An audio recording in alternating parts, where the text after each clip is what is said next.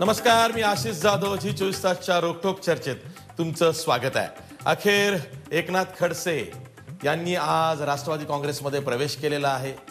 बऱ्याच अटकळ बांधली जात होती, ती बाजूला सारत हो नाही म्हणत अखेर एकनाथ खडसेंनी भाजपला पूर्णपणे रामराम ठोकला.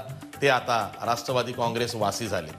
एवढंच नाही तर एकनाथ खडसे यांच्या येण्यामुळं राष्ट्रवादी काँग्रेसमध्ये काही संघटनात्मक त्याचबरोबर राज्य मंत्रिमंडळात बदल होतील अशी जी अटकळ बांधली जात होती ती सुद्धा फोल ठरलेली आहे. खुद्द राष्ट्रवादी काँग्रेसचे अध्यक्ष शरद पवार यांनीच सर्व चर्चांना विराम दिलेला आहे. कुठल्याही अफवांवर विश्वास ठेवू नका. ना मंत्रिमंडळात बदल होईल ना कोणी नाराज आहे अशा शब्दात त्यांनी स्पष्टोक्ती दिलेली आहे. प्रश्न असा आहे की अशा वेळी एकनाथ खडसे यांचा महाविकास आघाडीत अर्थात राष्ट्रवादी काँग्रेसमध्ये प्रवेश झालेला आहे की जेव्हा राष्ट्रवादी काँग्रेसच नाही तर महाविकास आघाडीचे हे जे सरकार आहे ते कमकुवत आहे किंवा अस्थिर आहे किंवा ते पाडण्याचे प्रयत्न होत आहेत अशा चर्चा होत्या. या सर्व चर्चांना एकनाथ खडसे यांच्या राष्ट्रवादी काँग्रेस प्रवेशामुळे मुठमाती मिळालेली आहे. किंबहुना महाविकास आघाडीचं सरकार आता भक्कम झालं आहे. एकाएकी राज्यातल्या राजकारणात पारडं फिरलंय असंच म्हणावं लागेल. त्यावरच आज आपण चर्चा करणार आहोत.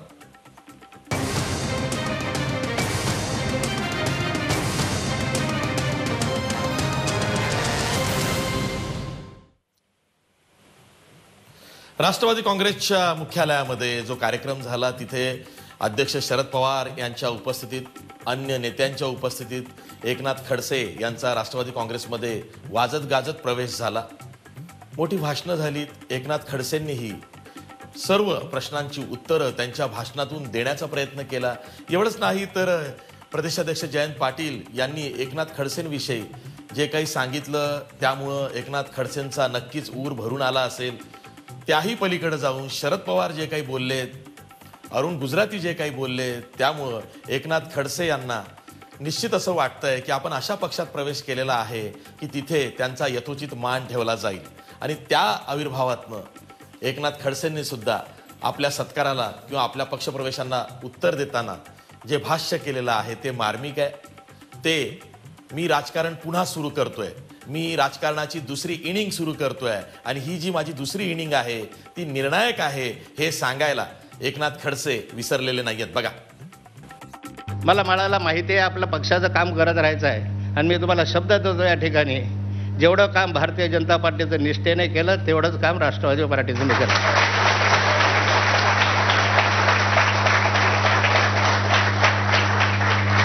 माझ्यासहित असंख्य कार्यकर्त्यांच्या मदतीने जेवढी भारतीय जनता पार्टी विस्तारली वाढली त्याच्या दुप्पट वेगाने मी तुम्हाला वाढवून दाखते आणि करून दाखवू.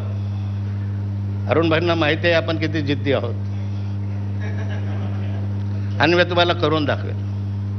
जेवढा विस्तार करता येईल, जेवढ्या लोकांना घेता येईल, जेवढ्या लोकांचे कामं करता येईल हे करण्याचा प्रयत्न करू. आणि या ठिकाणी मी तसा काही लेचापेचा नाही आहे. एक वेळ जयंतरावांशी चर्चा करत असताना जयंतराव मला म्हणाले की तुम्ही राष्ट्रवादीमध्ये येत आहे. म्हटलं मला यायचं आहे. जर तुम्ही मला मदत केली, प्रवेश दिला तर मी येईल. जयंतराव मला बोलले की ते ईडी बीडी तुमच्या मागे लागेल ना. मी म्हटलं त्यांनी ईडी लावली तर मी सीडी लावेल.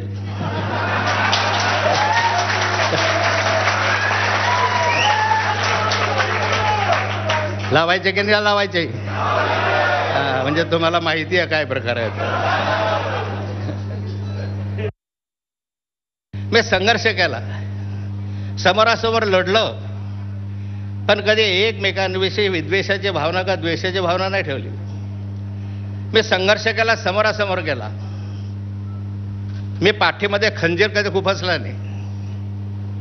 जे चित्र तुम्ही पाहिलंय की इकडे गोड म्हणायचं, ज्येष्ठ म्हणायचं, सगळं म्हणायचं, पाठीमध्ये खंजीर खुपसायचं, तो प्रयोग मी कधी केला नाही. या चर्चेत सहभागी होण्यासाठी आपल्यासोबत मान्यवर पाहुणे आहेत. आपल्यासोबत विधान परिषदेच्या उपसभापती आणि शिवसेनेच्या नेत्या आमदार डॉक्टर नीलम गोरे आहेत. त्याचबरोबर आपल्यासोबत राष्ट्रवादी काँग्रेसचे ज्येष्ठ प्रवक्ते अंकुश काकडे आहेत. याशिवाय आपल्यासोबत भाजपचे मुख्य प्रवक्ते केशव उपाध्याय आहेत. तसंच काँग्रेसचे प्रवक्ते अतुल लोंढे आहेत. याशिवाय आपल्यासोबत ज्येष्ठ पत्रकार सकाळचे संजय मिस्किन सुद्धा आहेत. मी चर्चेला सुरुवात करतोय, थेट जातोय केशव उपाध्ये यांच्याकडे. केशव उपाध्ये, एकनाथ खडसे यांचा प्रवेश राष्ट्रवादी काँग्रेसमध्ये झालाय, पण त्यांच्या प्रवेशामुळं महाविकास आघाडीचं सरकार भक्कम झालेलं आहे. राजकारणाचं पारडं हे एकाएकी महाविकास आघाडी सरकारकडे फिरलेलं आहे. आतापर्यंत जी चर्चा होती की हे सरकार अस्थिर आहे, या सरकारच्या तिन्ही पक्षांमध्ये समन्वय नाही, कुठेतरी आलबेल काही नाहीये, या सर्व प्रश्नांना शरद पवारांनी एकच वार केला आणि मुठमाती दिलेली आहे. आशिष जाधव, आपण पत्रकार असल्यामुळे आपल्याला हवे तसे अर्थ काढायला आपण मुक्त आहात.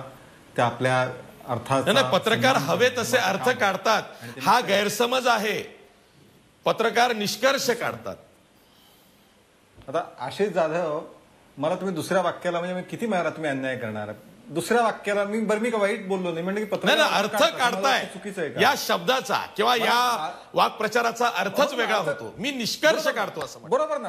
आता तुम्ही अर्थ, आता हा तुमचा एक मिनिट बरं, तुमच्या भाषेत हवे ते निष्कर्ष काढा, माझं काही म्हणणं नाहीये.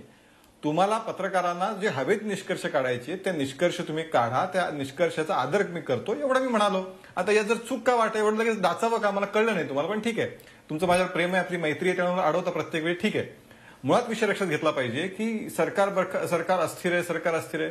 ते रोज दिसतंय, तसं वेगळी जनता रोज बघतीये. तीन पक्षांमधलं जे त्रांगडं आहे, जे तीन पक्षांमध्ये एकमत होत नाही, म्हणजे काल एकीकडे म्हणजे इव्हन ती सरकारमध्ये सोडा, मुळात काँग्रेसमध्ये तरी एकमत आहे का ते एक पक्षामध्ये आपण चर्चा करूया. काल काँग्रेसचे नेते मंत्री सगळे त्या माननीय उद्धव ठाकरेंसोबत तिकडे ते फोटोशूटमध्ये मग्न होते. त्या भेट द्यायला गेलो, तिथे हिरवा गालिचा टाकून पुलावर तिथे थोरात बिरात सगळे उपस्थित होते. आणि इकडे काँग्रेस शिष्टमंडळ मुख्यमंत्र्यांना 25,000 रुपये हेक्टरी मागणी द्या असं मागणी करत होतं. तिकडे थोरात वेगळे बोलतायत, इकडे काँग्रेसचे प्रवक्ते वेगळे बोलतायत. प्रवक्ते म्हणजे ते जे शिष्टमंडळ होतं ते, जिथे एका पक्षात जिथे एकमत नाही, जिथे बाकी सगळ्या गोष्टी जिथे तीन पक्षाचे हे आहेत, दर 4 दिवसांनी कुणीतरी रुसल्याचं, कुणीतरी नाराज असल्याच्या बातम्या येतात. दुसरा मुद्दा, भारतीय जनता पार्टी पुरता विषय असा आहे की लगेच तुम्ही म्हणाल की तुम्ही आमच्या दृष्टीने सरकार पाडण्यासाठी आम्हाला काहीही प्रयत्न करायची गरज नाही, आम्ही ते प्रयत्न करत नाही. भारतीय जनता पार्टीची आत्ताची भूमिका ही लोकांसोबतची आहे, त्यामुळे लोकांच्या प्रश्नांवर आम्ही संघर्ष करू. हे सरकार आपल्या पद्धतीने जे काय व्हायचं त्याचं पूर्ण करेल. पण त्यामुळे तुम्हाला निष्कर्ष काढायचा की एक नेता आल्यामुळे जर जणू काही सगळं पारडं फिरलो, आता सगळं बदल झाला, अशा प्रकारचे निष्कर्ष आशिष जाधव किंवा अन्य काही संजय मिस्किन आमचे पत्रकार मित्र इथे बसलेत बऱ्याच जणी, ते दिसत आहेत मला, तर अशानं निष्कर्ष काढावासा वाटला ते निष्कर्ष काढू शकतात. राजकारण बदलत असतं, आपण बघूया पुढे काय काय होतं ते. म्हणजे केशव उपाध्ये, तुम्हाला म्हणायचं आहे की भाजपचा जो दावा आधीपासून आहे की महाविकास आघाडी सरकारमध्ये आंतरविरोध आहे आणि या आंतरविरोधामुळेच हे सरकार अस्थिर होईल किंवा कोसळेल, हा दावा कायम आहे. या आघाडी तीन पक्षाच्या सरकारमध्ये मी तुम्हाला तिघांमध्ये आंतरविरोध आहेच, पण त्या तीन पक्षातही आंतरविरोध एकमेकात आहेत. त्याचं तुम्हाला मी उदाहरण काल काँग्रेस सांगितलं पाहिजे, मी राष्ट्रवादीतलं तुम्हाला देऊ शकतो. मध्येच शिवसेनेचे आमदार कसे रुसून बसले होते, अर्जुन खोतकरांची काय भूमिका होती, बाकीचे आमदार कसे रुसून बसले होते, त्या बातम्या येत होत्या. हे सगळं आपण रोज बघतो आहोत, रोज जनता बघतीये. ठीक आहे, आज तुम्ही जनतेच्या प्रश्नांवरती तुम्ही आज बाकीच्या जनता त्रस्त आहे, बाकीचे अनेक मुद्दे आहेत, पण ते सरकारला कधी गंभीर वाटत नाहीत. पण या प्रश्नांवरती सरकार, एक नेता आल्याने जणू सरकार काय स्थिर झालं, पारडं बदललं असं तुम्हाला काढायचं, तुम्ही जरूर अर्थ काढा. पण मी तुम्हाला सांगतो की शेवटी राजकारण बदलतं, येत्या दिवसात काही अनेक बदल आणखीन होतील, तुम्ही पाहत राहतील. ठीक आहे, तुम्ही पाहत राहा. मी थेट जातोय राष्ट्रवादी काँग्रेसचे ज्येष्ठ प्रवक्ते अंकुश काकडे यांच्याकडे.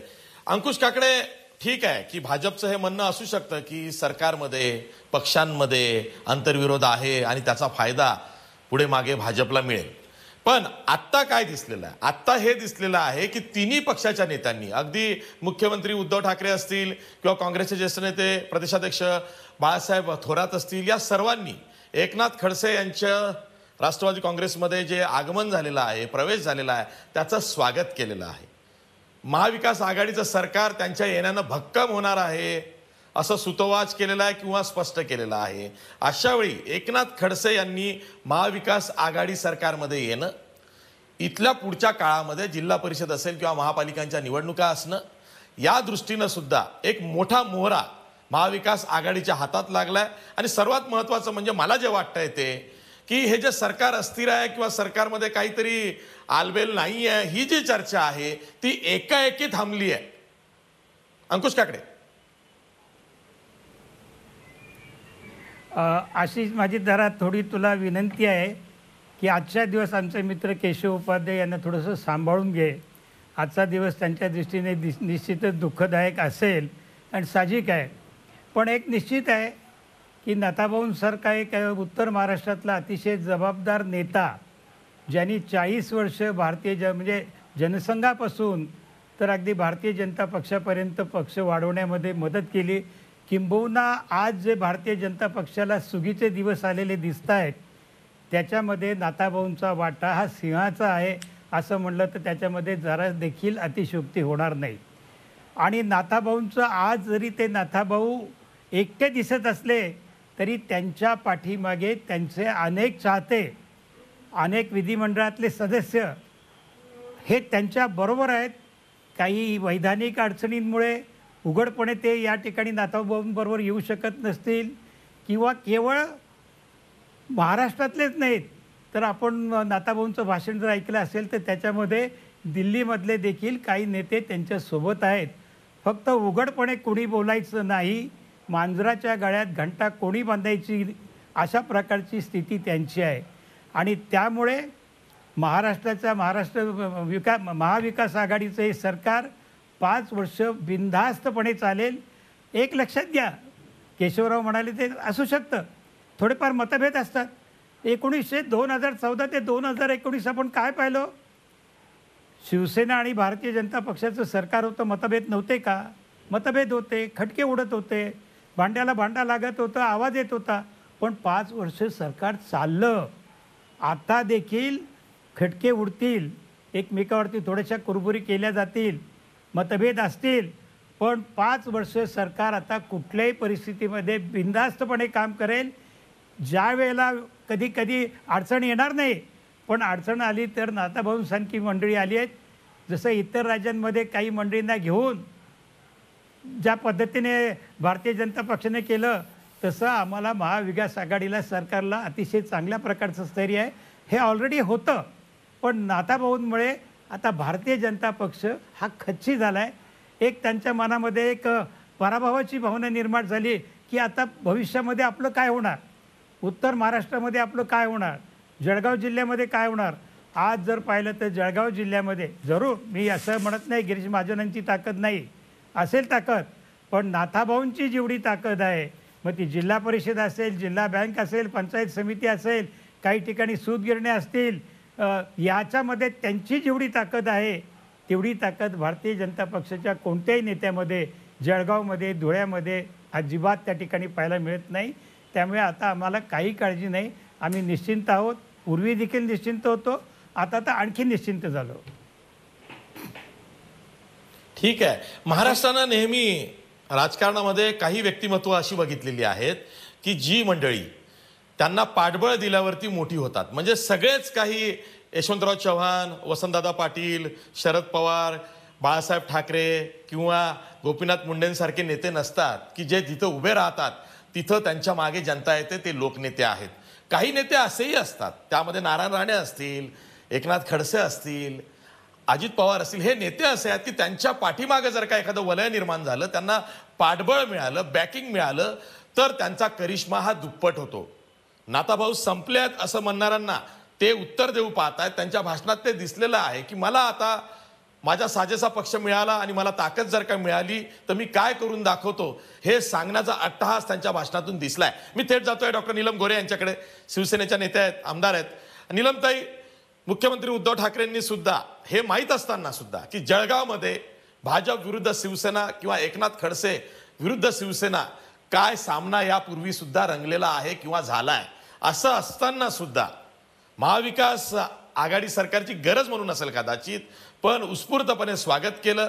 एवढंच नाही तर भाजपचे कान सुद्धा त्यांनी टोचले, त्यांनी सुनावलं सुद्धा. काय सुनावलं की जेव्हा तुम्ही वरवर जाता तेव्हा खालचे जे दगड आहेत त्यांना विसरता कामा नये. पाया तुमचा धसतोय त्याकडे तुम्ही लक्ष दिलं पाहिजे. मुख्यमंत्र्यांना सुद्धा एकनाथ खडसेंच्या बाबतीत स्वागत करण्यावाचून ते स्वतःला रोखू शकले नाहीत.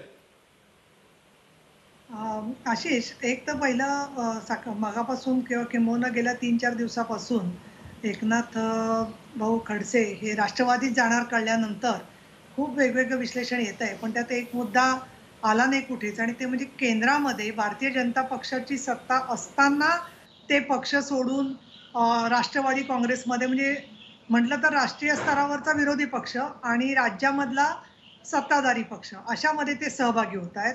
आणि ज्या भारतीय जनता पक्षाचे म्हणून की दीर्घकाळ त्यांनी जे काम केलं त्याच्यामध्ये 95 ते 99 या दरम्यान जे मंत्री होते त्याच्यामध्ये त्यावेळेला देवेंद्र फडणवीस मंत्रिमंडळात नव्हते, चंद्रकांत दादा पाटील मंत्रिमंडळात नव्हते, जे गोपीनाथराव मुंडे उपमुख्यमंत्री होते ते आज हयात नाही आहेत. पण तेवढंच ते नाही आहे, आपल्याला सगळ्यांना स्मृती जागृत आहेत की ते अगदी मातोश्रीवरती सुद्धा येऊन गेलेले होते. आणि बाळासाहेब ठाकरे म्हणजे असं विरळच नेतृत्व की त्यांनी सांगितलं होतं की तुम्ही कुठे दुसरीकडे जाण्यापेक्षा आमच्याकडे या, आम्ही तुम्हाला वेळ पडली तर मुख्यमंत्रीपद देऊ. आणि त्यावेळेला त्यांनी कुठेतरी गोपीनाथराव मुंड्यांच्या वरती प्रेमानेच अगदी त्यांना आशीर्वाद द्यायचा प्रयत्न केला होता. आणि त्याच्यानंतर एका अर्थाने मी शब्द वापरीन की ससे होलपट, ज्यांनी ज्यांनी मुख्यमंत्री पदाची इच्छा धरली भारतीय जनता पक्षामध्ये त्या प्रत्येकाच्या बद्दल हे गोष्टी घडलेल्या आहेत. हे आज जगजाहीर झालेले. आम्ही कधी अशा जाहीर गोष्टी बोलत नाही, कारण दुसरा पक्ष संपायची वाट बघणारी शिवसेना नाहीये. आम्ही आमच्या पद्धतीने राजकारण करत असतो. आणि म्हणून तिथून चंद्रकांत पाटील हे राष्ट्रवादी काँग्रेसमधून त्यांच्या सहकार्यांनी जरी नाथाभाऊंच्या विरुद्ध ते निवडून आले तरी त्यांनी सुद्धा मुक्ताईनगरमध्ये लढा दिला होता. चंद्रकांत पाटील म्हणजे आता जे शिवसेनेत आहेत अपक्ष आमदार असले तरी. तर त्यामुळे जळगावमधलं राजकारण हे आपल्याला सगळ्यांना माहिती आहे. दुसरं मी असं म्हणेन की जनरल सोशल मीडियावरची प्रतिक्रिया सांगते की काय मी ती शिवसेनेची प्रतिक्रिया आहे की नाही असं मी म्हणणार नाही काही. परंतु ज्या नाथाभाऊंनी एकेकाळी युती संपली असं जाहीर केलं तर त्याच्यावरती एका अर्थाने त्यांनीच राष्ट्रवादी काँग्रेसमध्ये जाऊन ती युती तर संपली, आणखीन त्यांची जी नाळ होती हिंदुत्वाशी भारतीय जनता पक्षाशी ती सुद्धा त्यांनी दुःखदायक अंतःकरणाने सोडलेली आहे. आज ते बोलताना एका बाजूला त्यांच्या मनामध्ये राग होता, दुसरीकडे त्याच वेळेला ते हेलावून गेले होते. आणि असं आहे की नाथाभाऊ जसे विरोधी पक्षनेते होते तर ते विरोधी पक्षनेता कोणी ज्या पदावर असतो, अर्थात प्रत्येकाची कशी क्षमता आहे त्याच्यावर अवलंबून असतं, तर महाराष्ट्रामध्ये मुख्यमंत्र्यांच्या समोर सामना करणारा म्हणजे विरोधी पक्षनेता असतो. मग ते धनंजय मुंडे आपण पाहिले, आता देवेंद्र फडणवीस असतील, जे त्या पद्धतीने ते काम करत असतात. परंतु नाथाभाऊ खडसे यांचं स्वतःचं एक नेटवर्क हळूहळू तयार झालं होतं. आणि याला कारण असं की ते विरोधी पक्षाचे नेते म्हणून सातत्याने खिंड लढवत होते अनेक वर्ष. आमची त्यांच्या घरी बैठक व्हायची, त्याच्यानंतर आमच्यासारखे कोणी, आम्ही काय पक्षनेता नव्हते विधान परिषदेमध्ये, पक्षनेते रावते साहेब होते, पण सगळ्या आमदारांचे विषय आपण अंतर्भाव करून घ्यायचे. विधानसभा विधान परिषद याच्यात वाद सुद्धा व्हायचा. काही मुद्द्यांवरती, आता अर्बन लँड सिलिंग सारख्या मुद्द्यांवरती शिवसेना भाजपचे विरोधी पक्षात असताना सुद्धा वाद होते. पण त्यावेळेला ज्याची त्याची भूमिका जरी बदलाची असली तरी सुद्धा हे मतभेद असून सुद्धा जेव्हा दुःखाचे काही प्रसंग त्यांच्या कुटुंबात आले, मी त्याचा तपशील उल्लेख करणार नाही, त्यावेळेला स्वतः उद्धव साहेब अगदी जळगावला जाऊन त्यांच्या घरी गेले होते. आणि अशा पद्धतीने पूर्वीचं आमचं नातं त्यांच्यासोबत राहिलेलं आहे. मला असं वाटतं की जेव्हा अगदी एक आपल्या इंग्लिशमध्ये शब्द आहे पण तो मराठीत म्हटलं तर भिंतीपाशी एखाद्या माणसाला ढकलत कोपऱ्यात नेलं जातं आणि त्याच वेळेला तो मनुष्य उसळी मारून पक्षांतर करतो. त्याच्यापैकी नाथाभाऊंचं हे पक्षांतर आहे असं मला वाटतं. त्यांनी सुखासुखी आनंदाने ते केलेलं नाही, म्हणजे डॉज करत करत त्यांना कोपऱ्यात नेलं गेलं. हो असं मला वाटतं. He has been forced, political compulsion झालं, त्यांना बाहेर पडल्याशिवाय त्यांना मार्ग नव्हता. ठीक आहे, मी एक ब्रेक घेतोय आणि ब्रेक नंतर मी काँग्रेसचे प्रवक्ते अतुल लोंढे यांच्याकडे जाणार आहे. या मुद्द्यावरती मी पुढे चर्चा नेणार आहे की एकनाथ खडसे यांचा हा राष्ट्रवादी काँग्रेस प्रवेश हा अशा मुहूर्तावरती झालेला आहे की अनेकांचे आडाखे, होरे, अंदाज हे काही महिन्यांसाठी का होईना आता बाजूला पडले असतील. काही नाराज मूर्ती जे असतील ते सावध झाले असतील, काहींचे काही प्लान्स हे बाजूला गेले असतील, अशी सुद्धा एक वेगळी चर्चा महाराष्ट्रामध्ये सुरू आहे. त्या अनुषंगानं मी अतुल लोंढे आणि नंतर ज्येष्ठ पत्रकार संजय मिस्किन यांना छेडणार आहे. पुन्हा भेटूया ब्रेक नंतर.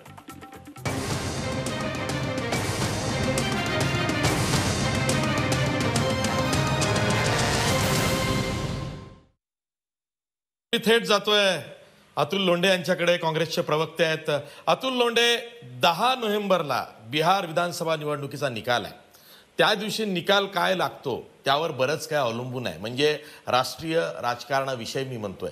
महाराष्ट्राच्या अनुषंगानं बोलायचं तर 10 नोव्हेंबर नंतरच काय होईल ते होईल. पण ह्या जर तरच्या चर्चा आहेत. म्हणजे आज राष्ट्रवादी काँग्रेसनं भाजपचा एक मोठा नेता तोडला, स्वतःकडे आणला, महाविकास आघाडीचा फायदा झाला.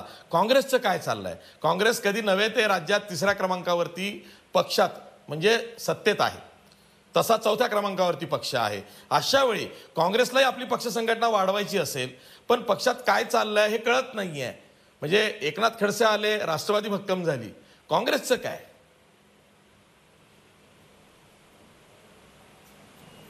असा आशिष, येणाऱ्या काळामध्ये 12 आमदार हे काँग्रेसमध्ये आलेले दिसतील, शिवसेनेतून बाहेर पडलेले कदाचित शिवसेनेत गेलेले दिसतील. आणि सर्वात महत्त्वाचं, विदर्भामध्ये बावनकुळेसारखे नेते जे आहे ते काँग्रेसमध्ये आले तर कुणाला आश्चर्य वाटण्याचं कारण नाही. ही सगळी मंडळी जी आहे ती काँग्रेसच्या मोठ्या नेत्यांच्या कॉन्टॅक्टमध्ये आहे. हे मी तुम्हाला अतिशय व्यवस्थित म्हणजे सांगतोय, मला जी माहिती आहे ती मी तुम्हाला सांगतोय. त्यामुळे हे सुरू झालेलं आहे. हा जो विचार होता हा भाजपच्या नेत्याने टाकला लोकांच्या याच्यामध्ये.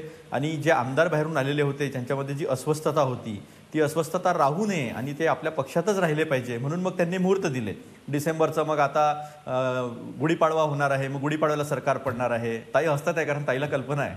आणि त्याच्यानंतर मग मेमध्ये पडणार आहे. मग नंतर दिवाळीला मुहूर्त जो आहे तो दिवाळीची पूजा जी आहे, 15 ऑगस्टचा झेंडा जो आहे तो देवेंद्र फडणवीस मुख्यमंत्री म्हणून फडकवतील. त्यानंतर दिवाळीमधली लक्ष्मीपूजा जी आहे, महालक्ष्मी पूजा, ती देवेंद्र फडणवीस करतील. हे सगळं जे सुरू आहे, हे सगळं सुरू आहे. जे ओघ जो आता परतीकडे सुरू झाला, आता ओटी सुरू झालेली आहे, ती ओटी थांबवण्यासाठी कुठेतरी हा जो प्रयत्न आहे तो साहजिकच प्रत्येक पक्ष करणार आहे, तर भाजप पण करत आहे. पण एक गोष्ट मात्र नक्की की हे आता अभी तो म्हणजे पिक्चर बाकी आहे असं जयंत पाटील म्हणले. तो अभी तो पिक्चर बाकी है, आपने तो सिर्फ अभी ट्रेलर देखा है. तो पिक्चर जो है वो कांग्रेस में भी दिखाई देगा और शिवसेना में भी दिखाई देगा. यह पत्थर की लकीर है. पण एक गोष्ट चांगला आहे की केशव आज पुन्हा बोलले की आम्ही आता लोकांच्या सोबत आहोत. त्यांनी स्वतः मान्य केलं इनडायरेक्टली की ते सरकारमध्ये आल्यानंतर त्यांचा आणि लोकांचा कनेक्ट तुटला होता. 10,000 कोटी आज दिले, उद्धवजींनी जाहीर केले आणि त्यांनी दाखवून दिलं की काय बांधिलकी शेतकऱ्यांशी आहे. अडचण असेल तर कर्ज काढू, पण शेतकऱ्यांच्या पाठीशी उभं राहू. दुसरा एक मुद्दा मला केशवला इथं फार स्पष्टपणे सांगायचा आहे की आमच्या पक्षामध्ये आपले लोकांची जनभावना जी आहे ती पक्षांच्या नेत्यापर्यंत नेता येते. आता मेगा भरतीचा प्रश्न आहे. मेगा भरतीच्या बाबतीमध्ये अनेक तरुणांमध्ये अस्वस्थता आहे. ती अस्वस्थता मी उद्धव ठाकरे साहेबांपर्यंत पोहोचवली. मी संजय राऊत साहेबांना भेटलो, मी बाळासाहेब थोरातांना भेटून त्यांना निवेदन दिलं, अशोक चव्हाण साहेबांना भेटून निवेदन दिलं, इनफॅक्ट मी पवार साहेबांना भेटून निवेदन दिलं, सुप्रियाताईंना भेटून निवेदन दिलं आणि सगळ्यांनी ते मान्य केलं. याचा अर्थ आमच्यामध्ये आणि शिवसेनेमध्ये राष्ट्रवादीमध्ये मतभेद आहे असा नाही आहे. कार्यकर्त्याचं काम आहे जनभावना तिथपर्यंत पोहोचवण्याचं. त्याप्रमाणे आमचे कार्याध्यक्ष बसवराज पाटील साहेब यांनी सांगितलं की 25,000 दिले पाहिजे. आज फळबाग पिकाला 2 हेक्टरपर्यंतच्या लोकांना 25,000 रुपये भेटणार आहेत ना. 10,000 रुपये जिरायत बागायतलाही भेटणार आहेत हे. आणि दिवाळीच्या पूर्वी देण्याचं सुद्धा आज फार ठळकपणे आदरणीय उद्धव साहेबांनी सांगितलेलं आहे. त्यामुळे हा फरक पहा, हा फरक जो पडतोय ना पक्षाच्या विचारसरणीतला, तो फरक ठळकपणे तिथे जे आमदार बसलेले आहेत त्यांना सुद्धा कळलं असेल. आणि त्यामुळे जी चलबिचल मागच्या काही महिन्यांमध्ये सुरू आहे ती थांबवण्यासाठीचा हा प्रयत्न आहे. त्यामुळे असं काही कोणी मानण्याचं कारण नाही आहे. खडसे साहेबांनी सरळ स्पष्टपणे सांगितलं की सगळ्या कार्यकर्त्यांची इच्छा ही NCPमध्ये जाण्याची होती. काही स्थानिक कारणं असतील ते गेले, त्यांचं राष्ट्रवादीने स्वागत केलं, आम्ही केलं. पण एक गोष्ट लक्षात घ्या, पवार साहेबांनी जी जळगाव जिल्ह्याची जी मांडणी केली ती फैजपूरमध्ये 1936ला 50वं काँग्रेसचं अधिवेशन हे शेतीच्या संदर्भातलं आणि ग्रामीण प्रश्नाच्या संदर्भातलं पंडित जवाहरलाल नेहरू यांच्या आग्रहास्तव तिथे झालेलं होतं. आणि तिथे कशी परंपरा होती आणि मग खडसे साहेब कशा पद्धतीनं बीजेपीकडे कार्यकर्ते वळवले ही त्यांची ताकद सांगत असताना त्यांची पण बांधिलकी काँग्रेसच्या विचारसरणीची आहे. छोट्या घरातला मोठ्या घरातला प्रश्न आहे हा स्पष्टपणे. पण वैचारिक भूमिका जी त्यांनी मांडली शेतकऱ्यांच्या संदर्भामधली आणि महाराष्ट्राच्या संदर्भामधली, महाराष्ट्राच्या उभारणीच्या संदर्भामधली, त्याच्यामधून एक स्पष्टपणे भक्कम संदेश गेलेला आहे की हे तिन्ही पक्ष एक आहे. पण फक्त एवढंच आहे की जनभावना मांडत असताना जनभावनेची जी आक्रमकता आहे, लोकांचे जे प्रश्न आहे ते आपण तिघांनी मिळून सोडवलं पाहिजे. म्हणजे त्रांगळं वगैरे आहे असं काही नाही आहे. जेट जे आहे ना ते 3 पायावर चालतं आणि ऑटोसुद्धा 3 पायावर चालतो आणि गरिबांचा रिक्षासुद्धा 3 पायावर चालतो. हा श्रीमंताची कार चालते 4 चाकीवर, ते खरं आहे. ठीक आहे. मला असं वाटतं की एकनाथ खडसे यांच्या राष्ट्रवादी काँग्रेसच्या प्रवेशामुळे शरद पवारांनी एक वर्तुळ पूर्ण केलेलं आहे. म्हणजे मला बोलायचंय. 2014ची लोकसभा निवडणूक ते 2019ची विधानसभा निवडणूक या मधल्या काळामध्ये महाराष्ट्राच्या राजकारणात विकासाचं राजकारण, व्यक्तिकेंद्रित राजकारण, पक्षाच्या बॅनरखाली राजकारण, एखाद्या पक्षाच्या प्रचार यंत्रणेखाली राजकारण किंवा निवडणुकीचं राजकारण, निवडणुका, असं जे एक समज निर्माण झाला होता तो आता हळूहळू तुटत चाललेला आहे. पुन्हा बॅक टू स्क्वेअर वन, म्हणजे जातीपातीचं, सामाजिक समीकरणांचं, गटातटाच्या राजकारणाला महत्त्व येऊ पाहत आहे. नेते हे फक्त पक्षाचे राहत आहेत, बॅनरपुरती राहत आहेत. जमिनी रियालिटी ही निवडणुकीची, राजकीय निवडणुकीची अशी झालेली आहे. आणि त्याचाच हे प्रतिबिंब आहे की एकनाथ खडसे जेव्हा राष्ट्रवादी काँग्रेसमध्ये येत आहेत तेव्हा खानदेशमध्ये राष्ट्रवादीला मोठी संधी दिसते. ती बोलूनही व्यक्त केली गेली. मी जातोय ज्येष्ठ पत्रकार संजय मिस्किन यांच्याकडे.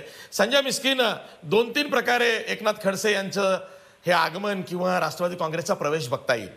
मला असं वाटतं की या सरकारला भक्कम होण्यासाठी एक मोठा निर्णायक क्षण या निमित्तानं आलेला आहे की जी चर्चा ती एकाएकी थांबलेली आहे. सरकार भक्कम आहे, कोणी नाराज आहे, कोणी सोडून जाऊ शकतं, काठावरच्या लोकांची खरीद फरोद होऊ शकते, अशी जी चर्चा आहे ती इथून पुढे थांबेल की नाही? पुढचे 6 महिने निघतील, पुन्हा 6-7 महिन्यानंतर पुन्हा ही चर्चा उफाळून येईल, काही वेगळी समीकरणं येतील.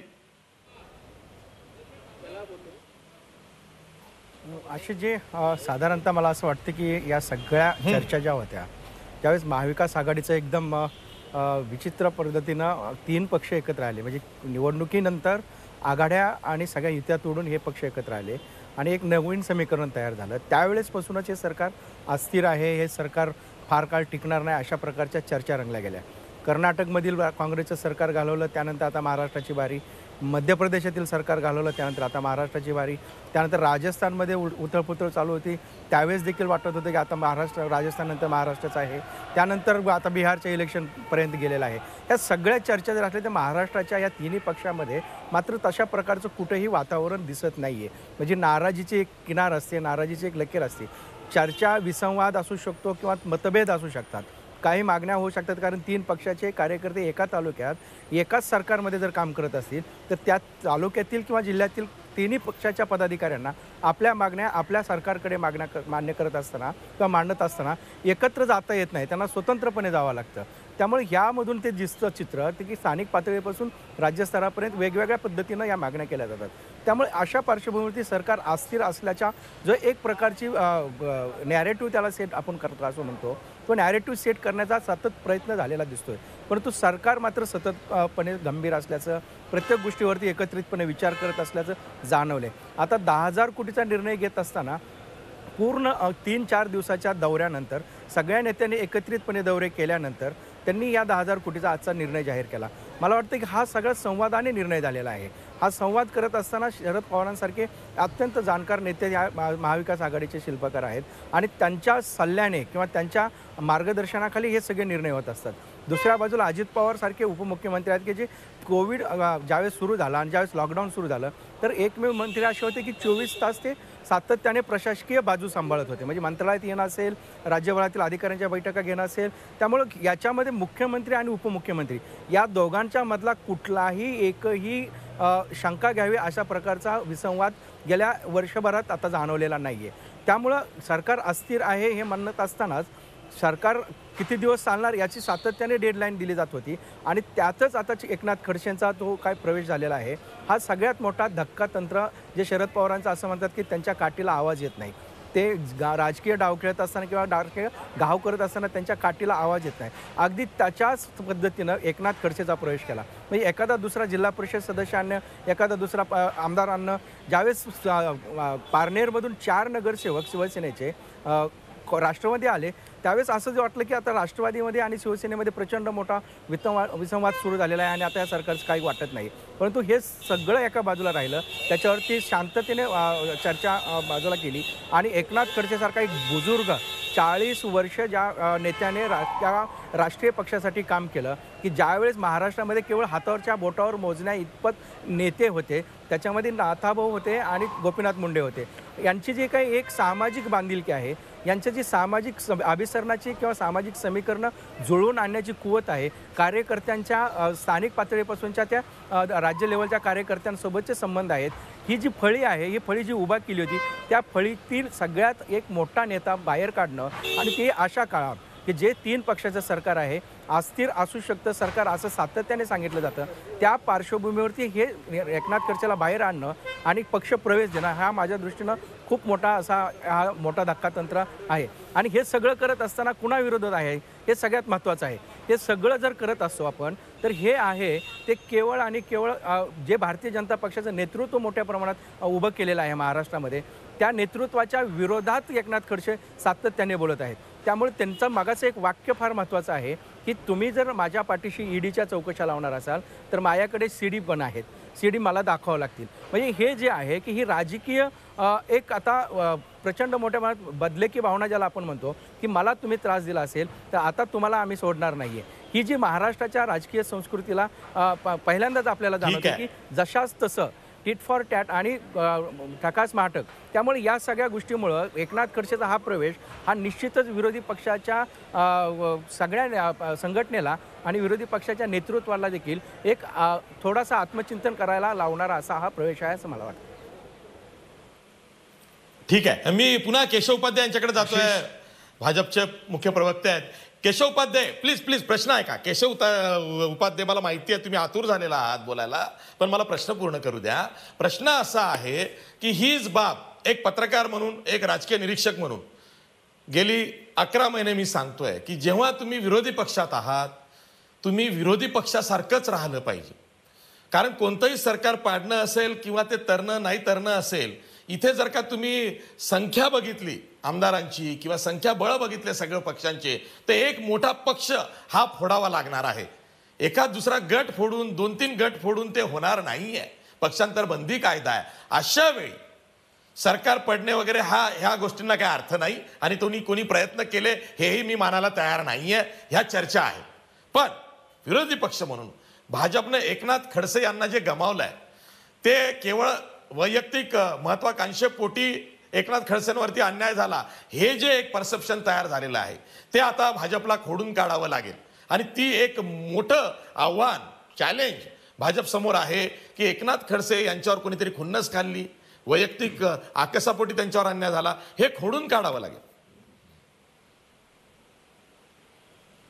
आशिष जाधव तुमच्या सगळ्या प्रश्नांची उत्तर देतो. संजय मिस्किन आमचे मित्र, त्यांच्यापासून सुरुवात करतो. त्यांचं शेवटचं वाक्य होतं की भाजपला काय आत्मचिंतन वगैरे करावं लागेल. असं आहे की लक्षात घ्या, मी ज्या दिवशी नाथाभाऊंनी पक्ष सोडण्याची घोषणा केली त्या दिवशी पण चर्चेत सांगितलं, पत्रकार परिषदेत सांगितलं की होय, जर पक्षाचा अगदी छोटा कार्यकर्ता, म्हणजे इथे नीलमताई आहेत, अंकुशबाई आहेत, ह्या सगळ्या आणि अतुल लोंढे हे सर्वजण माझ्या एका मुद्द्याशी सहमत असतील की पक्षाचा छोटा कार्यकर्ता जरी पक्ष सोडून जात असेल किंवा थांबत असेल तरी सुद्धा त्या संघटनेसाठी ती घटना ही दुःखकारक, क्लेशकारक आणि वेदना देणारीच असते.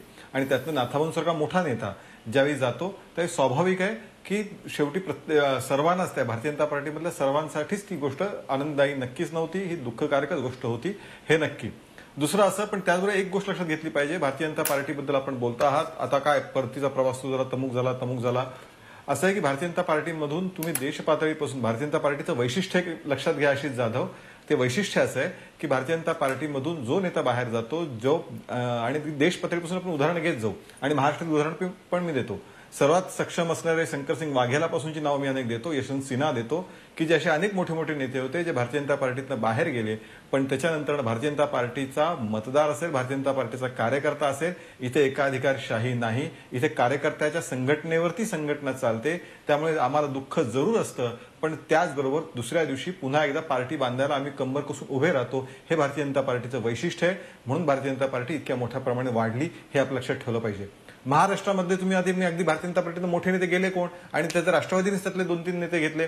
आता त्यातलं एक नाव अण्णा डांगे, भारतीय जनता पार्टीच्या कार्यकाळामध्ये ते भारतीय जनता पार्टीमध्ये होते, त्याच्या विधान परिषदेचे विरोधी पक्षनेते होते, त्याच्यानंतर युती सरकारमध्ये महत्वाचे मंत्री होते. असं असताना नंतर ते पार्टी सोडून गेले.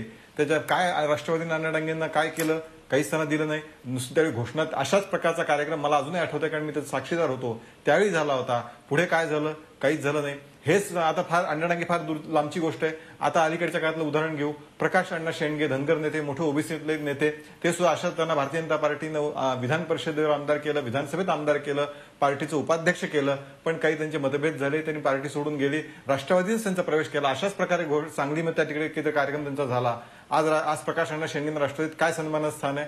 काहीच नाही. बरं, त्यांचं स्वतःचं काय स्थान आहे? हाही प्रश्न महत्वाचा आहे. पण त्यामुळे भारतीय जनता पार्टीमध्ये कार्यकर्ता, नेता एखादा बाहेर पडतो, त्याच्याबद्दल आदर असतो, नाथांबद्दल आम्हाला आदर आहे. पण उद्याच्याला दुसऱ्या दिवशीपासून भारतीय जनता पार्टीचा कार्यकर्ता भारतीय जनता पार्टीचा विचार पसरवायला मदत करेल, उभा राहील. मोठ्या ह्याच्याने पार्टी वाढली आहे. पहिला मुद्दा. दुसरा ठीक आहे. अंकुश काकडे, हा एक प्रश्न आहे की एकनाथ खडसे आलेले आहेत, इतरही काही नेते जे मधल्या काळात काँग्रेस आणि राष्ट्रवादीमधून भाजपमध्ये गेलेले आहेत ते परत येऊ शकतात. केशव उपाध्याय, इतका वेळ नाहीये, इतकी वेळेची लक्झरी नाहीये. पूर्ण होऊ द्या. थेट बोला. हा, लवकर बोला. तुम्ही सगळ्यांना बोलायला दिलात, माझ्या विरुद्ध आरोप केलेत. आशिष जाधव ही चर्चेची पद्धत नाही. तुम्ही सगळ्यांनी माझ्या विरुद्ध आरोप केलेत, भारतीय जनता पार्टीवरती बोललं तर मला बोलू दे. मी अगदी थोडक्यात बोलतोय, मुद्द्यावरती बोलतोय. सगळ्यांनी. अरे आम्ही आरोप करणारे कोण आहे? तुम्ही पत्रकारांना आरोपीच्या पिंजऱ्यात उभे करताय की तुम्ही आरोप करताय? नाही, बाकीच्या असं म्हणजे आम्ही आमची मतं मांडायची नाही, आम्ही निष्कर्ष काढायचे नाही, त्याला उत्तर देण्याचं आम्ही पत्रकारिता करायची नाही. आम्हाला तुम्ही राजकीय पक्षाच्या प्रवक्ता बनवताय. मग आशिष जाधव एकांगी करू नका.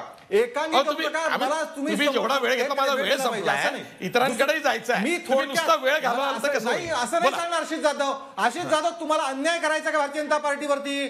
ही पद्धत मला 30 सेकंद पूर्ण असं नाहीये. हे चुकीचा अर्थ काढू नका. दुसरा मुद्दा त्यातला असा, निलमतेनी प्रश्न ससेलपट. आशिष जाधव मला 30 सेकंद, माझा विषय संपला असता इतक्या वेळात. मग निलमतेनी ससेलपट शब्द काय ढकलून हे केलं. बरोबर, निलमतेना ससेलपट शब्दाची जाणीव पूर्णपणे माहिती असणार, कारण शिवसेनेमध्ये नारायण राणे, राज ठाकरे यांचं काय झालं हा इतिहास आहे. एकाधिकारशाहीबद्दल कुणी बोलावं? माननीय शिवसेना बाळासाहेब ठाकरे, मग उद्धव ठाकरे, मग आदित्य ठाकरे, हे याला एकाधिकारशाही म्हणतात. शिवसेनेच्या आमदारांनी आज नाराजी जाहीर केली खडसेंच्या येण्याबद्दल. आणि तिसरं शेवटचं, आमचे मित्र निरंतर एक गोष्ट मात्र मान्य केली, 40 वर्ष काम करून हिंदुत्वाची नाळ सोडली आणि राष्ट्रवादीत प्रवेश केला एकनाथ नाथाभाऊनी, असं निलमताई म्हणाल्या. निलमताई धन्यवाद. शिवसेनेने हिंदुत्वाची नाळ सोडली आणि राष्ट्रवादी युती केली, हे आपण मान्य केलं जाहीरपणे, त्याबद्दल मी आपला आभारी आहे. आणि शेवटचा मुद्दा, आमचे मित्र अतुल लोंढे, किमान 12 आमदार सोडून द्या, पण अतुल लोंढे जरी राज्यपाल कोट्यातनं गेले, आमदार झाले, तरी मला आनंद आहे. बाकी दिवा स्वप्न तुम्ही जरूर बघत राहा. अतुल लोंढे, काय परिस्थिती आहे ती आगामी काळात कळेल. ठीक आहे. अंकुश काकडे, मला तोच प्रश्न विचारायचा आहे की एकनाथ खडसेंच्या येण्यानंतर, निलमताई मी येतोय तुमच्याकडे, प्लीज मला अंकुश काकडेंकडे जाऊ द्या. अंकुश काकडे, प्रश्न असा आहे की एकनाथ खडसे आज आलेले आहेत, इतरही अनेक जण आहेत जे मधल्या काळात या काठावरनं त्या काठावरती गेलेले आहेत, म्हणजे कुंपण ओलांडून गेलेले आहेत.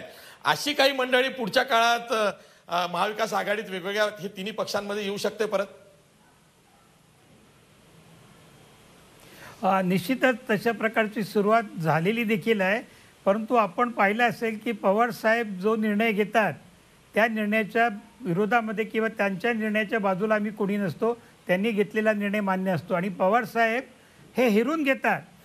परवा उस्मानाबादमध्ये त्यांचा दौरा होता, तिथलेच काही नेते आम्हाला सोडून भाजपमध्ये गेले. त्यांच्या बाबतीमध्ये पवार साहेबांनी केलेलं वक्तव्य आपण पाहिलं आहे. त्यामुळे आता पद्मसिंह पाटील मला अडचणीच्या काळात सोडून गेली, ती जर का पुन्हा येत असतील तर त्याच्यामध्ये तावून सुलाकून पवार साहेब घेतील. पण एकच आहे की मला हे समजत नाही की देवेंद्र फडणवीसांनी खरं 1994 2004 ते 2009चा त्यांनी खरा अनुभव घ्यायला होता. गोपीनाथ मुंडे साहेबांनी देखील त्या काळामध्ये काँग्रेस पक्षामधले, राष्ट्रवादीमधले अनेक मंडळी त्यांच्या पक्षामध्ये जोडून घेतली, काहींना अपक्षांमध्ये जोडून घेतली, सरकार चालवलं आणि सरकार गेल्यानंतर ती सगळी मंडळी पुन्हा काँग्रेसमध्ये किंवा राष्ट्रवादीमध्ये आली. ती तेवढ्यापुरती सूज असते आणि ती सूज एकदा सत्ता गेल्यानंतर उतरते आणि ते पुन्हा आपल्या स्वतःच्या घरी जातात. तीच परिस्थिती आत्ता देखील तुम्हाला पाहायला मिळेल. पण यावेळेला मात्र पवारसाहेब सगळा दरवाजा उघडा करून ठेवणार नाहीत, तर दरवाजा अर्धा उघडा ठेवतील, तपासून पाहतील त्याची परिस्थिती काय, निष्ठा आहे, तो कशासाठी येतोय. कारण आता एक लक्षात घे, जी मंडळी तिकडे गेली त्यांच्या खाली जमिनीखाली काही अंधार होता, त्यांना काहीतरी सरकारचं संरक्षण पाहिजे होतं म्हणून ते तिकडे गेलेले आहेत.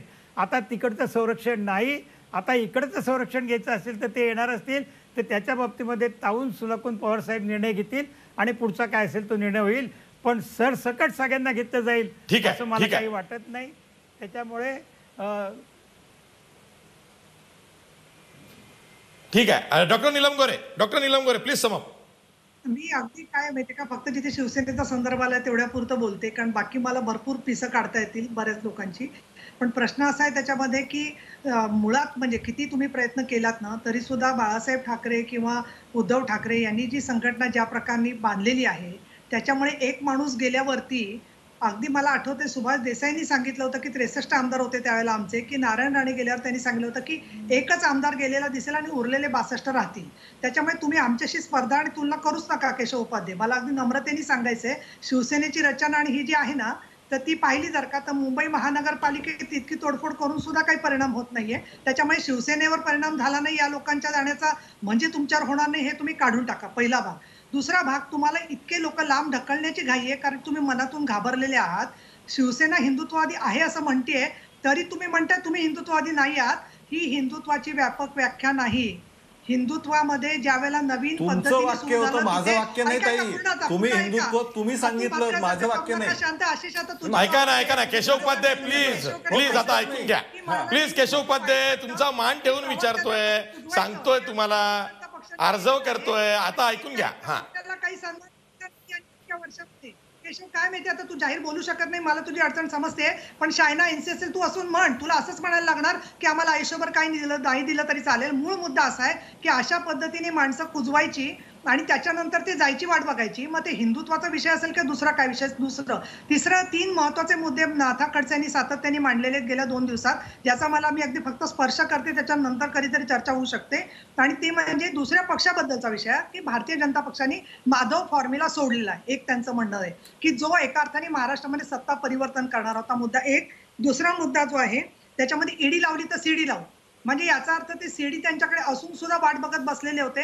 आणि सत्तेत असताना सुद्धा केवळ खडसेंचा प्रश्न नाहीये, मेधा कुलकर्णीचं मी उदाहरण देईन, ती पक्षातच आहेत मेधा कुलकर्णी, विनोद तावडेंचं उदाहरण देईन. मी कुणालाही सर्टिफिकेट द्यायला माझी इच्छा नाहीये, पण स्वतःहून स्वतःचे मोरे एक निष्प्रभ करायचे आणि त्याच्यानंतर मग त्यांना फेकून द्यायचं अडगळीमध्ये. अशा पद्धतीने तुम्ही सर्व एखाद्या मशिनरीचे भाग निष्प्रभ करून स्वतः प्रभावी राहू शकत नाही. खडसेंचं जाणं म्हणजे तुमचं टायटॅनिक होण्याची सुरुवात आहे. हाच मागचा वाक्य लिहून ठेवा त्याच्यामध्ये, ज्याच्या हातात लाईफ बोट मिळेल तो ठीक आहे. मला असं वाटतं यापेक्षा वेगळा निष्कर्ष शिवसेना आणखीन काय काढू शकते की खडसेंच्या जाण्याने भाजपचा टायटॅनिक होऊ घातलेला आहे.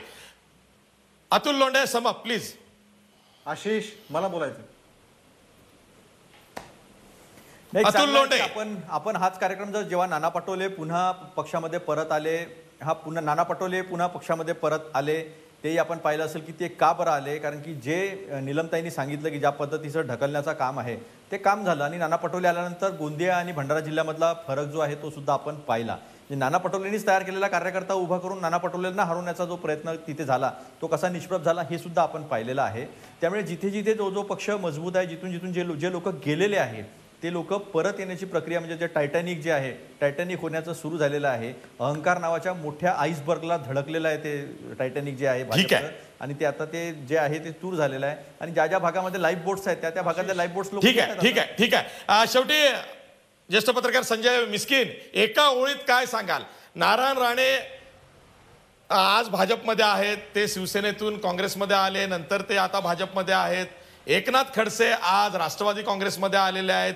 उद्या आणखी कोणते नेते वेगवेगळ्या पक्षांमध्ये जातील, विचारधारा असं काही राहिलेलं नाही आहे. पण महाविकास आघाडी ही महाराष्ट्र धर्म या बॅनर खाली जर का एकत्र आली असेल तर आता दिल्लीतल्या सरकार विरुद्ध आमचं सरकार असा एक सामना इथून पुढे आणखीन रंगणार, आणखीन गडद होणार. निश्चितच अशी जी हा सामना चांगलाच रंगेल असं चित्र आहे. कारण CBIचा निर्णय जर आपण बघितला की जी प्रकरणं द्यायची होती ती मागे घेतली आणि त्याच्यासाठी मंत्रिमंडळाने 1889चा कायद्याचा आधार घेतला. ह्या गोष्टी होणार आहेत पुढे चालून. आणि महाविकास आघाडी सरकार विरुद्ध दिल्ली सरकार, आणि याच्यात सगळ्यात कळीचा मुद्दा आहे की ज्यावेळेस राज्य सरकार इतकं खंबीरपणे आहे असं समजल्यानंतर आणि राज्य सरकार हे दिल्लीच्या सरकारच्या विरोधात ठामपणे भूमिका घेते असं जसं जसं दिसायला लागलं, त्याचा पहिला परिणाम आहे म्हणजे खडसेंचा राष्ट्रवादी प्रवेश. ज्या नेत्यांना अनेक वर्षांपासून आपल्याला अन्याय होतो आहे किंवा आपल्या अनेक गोष्टींविषयी ती आपल्याला दाबून ठेवलं जात आहे, अशा नेत्यांमध्ये आता एक थोडासा आत्मविश्वास जागा होऊ शकतो आणि ते नेते सत्तेच्या चौकटीखाली येण्याचा प्रयत्न करतील. आणि त्याचाच एक भाग आहे तो म्हणजे एकनाथ खडसेंचा आजचा प्रवेश. त्याच स्वरूपाने जे नव्या नेत्यांच्या खांद्यावरती धुरा देऊन नवा पक्ष निर्माण करून नवं नेतृत्व उभं करण्याची जी काही वेगळी पद्धती भारतीय जनता पक्षामध्ये गेल्या 5-7 वर्षात सुरू झालेली आहे, त्यामुळे जे जुने नेते आहेत ते नाराज झालेले आहेत. आपण आत्ताच जो नाना पटोलेंचं उदाहरण दिलं, नाना पटोले गेले, त्यानंतर बावनकुळेंवरची तीच परिस्थिती म्हणजे त्या पद्धतीनं नाराज झाल्याचा अन्याय झाल्याची भूमिका घेतली होती. पंकजा मुंडे देखील अशा पद्धतीनं बातम्या येत होत्या की त्यांच्यावर देखील अन्याय होतो आहे. आता एकनाथ खडसेंनी तर डायरेक्ट पक्ष सोडलेला आहे. त्यामुळे जी काही या जुन्या जाणत्यांचा जो आहे तावड्यांच्या संदर्भात तीच परिस्थिती झालेली होती. त्यामुळे हा जो जुन्यांचा जो गट आहे तो जुन्यांचा गट नव्यांच्या आक्रमणांपुढे आणि नव्यांना दिलेल्या संधींमुळे खूप मोठ्या प्रमाणात नाराज होण्याची शक्यता नाकारता येत नाही. आणि त्याच्यातून मग सत्याचं जर समीकरण जोडलं किंवा ठीक आहे, म्हणजे तुम्हाला असं म्हणायचं की भाजपमध्ये जी आयात मंडळी आहे, उदंड झाले आहात, उदंड झाले आयात असं म्हणत जुने नाराज उफाळून येऊ शकतात. बिलकुल. आयाराम आणि गयाराम यामध्ये आयारामांना जितकं तुम्ही संधी दिली जाल, ज्यांना तितकं महत्त्व दिलं जाईल की अनेक नेत्यांचा कुठलाही बेस नसताना अशा नेत्यांना तुम्ही नेतृत्वाची संधी द्याल, पक्षाची धुरा दिली जाईल, सरकारमध्ये प्रचंड मोठ्या प्रमाणात अधिकार तुम्ही वाटप केले जातील. त्यावेळेस त्या पक्षातील मूळ जी गट आहे, जो मूळ कार्यकर्ता आहे की ज्यांनी खांद्यावरती लाट्या काट्या घेऊन पक्ष वाढवलेला आहे, अशा कार्यकर्त्यांमध्ये निश्चितच नाराजी येऊ शकते. आणि त्याचा परिणाम आज एकनाथ खडसे आहेत पुढे आणखीन दिसू शकतो. आणि त्याच्यामध्ये जर सरकारने ठीक आहे, मी शेवटी केशव उपाध्ये यांच्याकडे जाणीवपूर्वक जातोय. केशव उपाध्ये, माझा वेळ संपलेला आहे, पण तुमची तक्रार असते नेहमी की मला बोलू दिलं जात नाही. केशव उपाध्ये, एका ओळीत समप करा.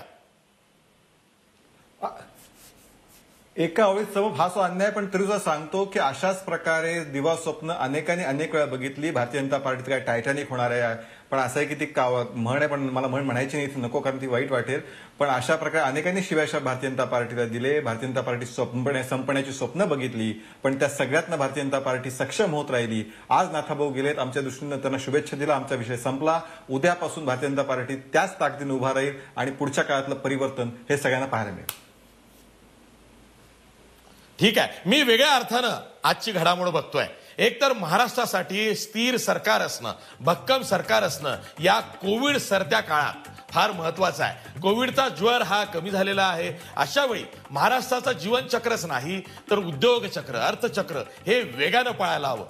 त्यामुळं जे सत्तेत आहे, जो सत्ताधारी पक्ष आहे महाविकास आघाडीचा, तो भक्कम झाला पाहिजे, तर राज्य पुढे जाईल. शेवटी महाराष्ट्र हे पुरोगामी राज्य आहे, त्याचबरोबर देशातलं क्रमांक 1 प्रगतिशील राज्य आहे. अशा वेळी आपली जी बिरुदावली आहे ती आपल्याला पुन्हा मिरवायची आहे.